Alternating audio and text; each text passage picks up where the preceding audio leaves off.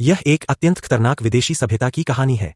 वे बेखौफ होकर पूरे ब्रह्मांड में घूमते रहते हैं और खास तौर पर संसाधनों से भरपूर ग्रहों पर हमला करते हैं ताकि अपनी ताकत और तकनीक को और ज्यादा बढ़ा सकें। 20 साल पहले उन्होंने पृथ्वी पर आक्रमण करने के लिए अपने अग्रदूत भेजे थे। इंसानों ने जान की बाजी लगाकर उनका मुकाबला किया और आखिरकार पृथ्वी को बचा लिया। इतना ही नहीं, इंसानों ने विदेशियों द्वारा छोड़ी गई तकनीक का इस्तेमाल करके एक उन्नत पृथ्वी रक्षा प्रणाली बनाई और सौरमंडल में कई बेस स्थापित कर दिए। लेकिन आज अचानक पृथ्वी के एक बेस में कैद किए गए विदेशी कैदी अजीब तरह से उग्र हो गए।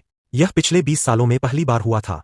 कारण जानने के लिए इंसानों ने उस पुरानी विदेशी अंतरिक्षयान की जांच की जो 20 साल पहले पृथ्वी पर छोड़ी गई थी। तभी सच्चाई सामने आई, वह जहाज सौरमंडल के बाहर मदद का सिग्नल भेज रहा था, जिससे पृथ्वी की लोकेशन पूरी तरह उजागर हो गई। इसी दौरान चंद्रमा के बेस के ऊपर अचानक एक विशाल भंवर दिखाई दिया। अगले ही पल उस भंवर के बीच से एक गोलाकार अंतरिक्षयान बाहर निकला। क्योंकि पृथ्वी पहले विदेशी हमले झेल चुकी थी, इसलिए उच्च अधिकारियों ने पहले हमला करने का फैसला किया और उस गोलाकार यान को तुरंत मार गिराया। लेकिन जांच में पता चला कि उस यान के अंदर कोई जीवित प्राणी नहीं था।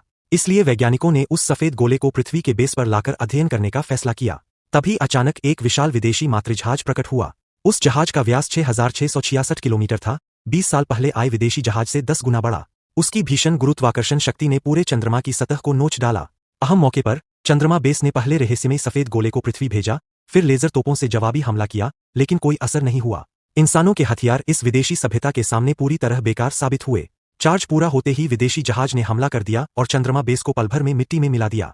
इसके बाद वह विशाल जहाज चंद्रमा की सतह से सटा हुआ पृथ्वी की ओर बढ़ा। हालांकि पृथ्वी ने तुरंत एशिया पैसिफिक डिफेंस सिस्टम चालू किया, लेकिन वह भी एक झटके में नष्ट हो गया। फिर विदेशी जहाज पृथ्वी पर उतरा।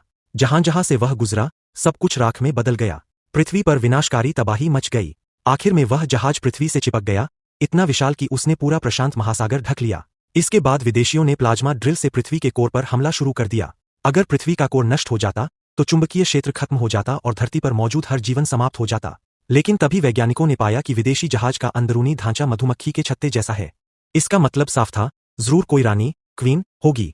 अगर रानी को मार दिया जाए तो सारे विदेशी अपने आप खत्म हो जाएंगे। इसी उम्मीद पर इंसानों ने एक स्पेशल फोर्स टीम भेजी जो कोल्ड फ्यूजन परमाणु हथियारों से लैस लड़ाकू विमानों में सवार थी। उनका लक्ष्य था जहाज के अंदर घुसकर रानी को मार देना। लेकिन तभी विदेशी जहाज ने उन पर जबरदस्त हमला कर दिया। कड़ी लड़ाई के बाद टीम किसी तरह जहाज के अंदर घुस गई, मगर विदेशी तकनीक बहुत आगे थी।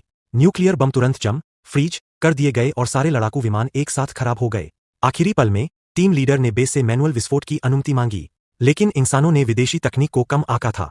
परमाणु विस्फोट को विदेशी एनर्जी शील्ड ने पूरी तरह रोक लिया। अब पृथ्वी की आखिरी उम्मीद थी चंद्रमा से लाया गया गोलाकार उपकरण। डॉक्टर ने बिना सोचे उसे काटा।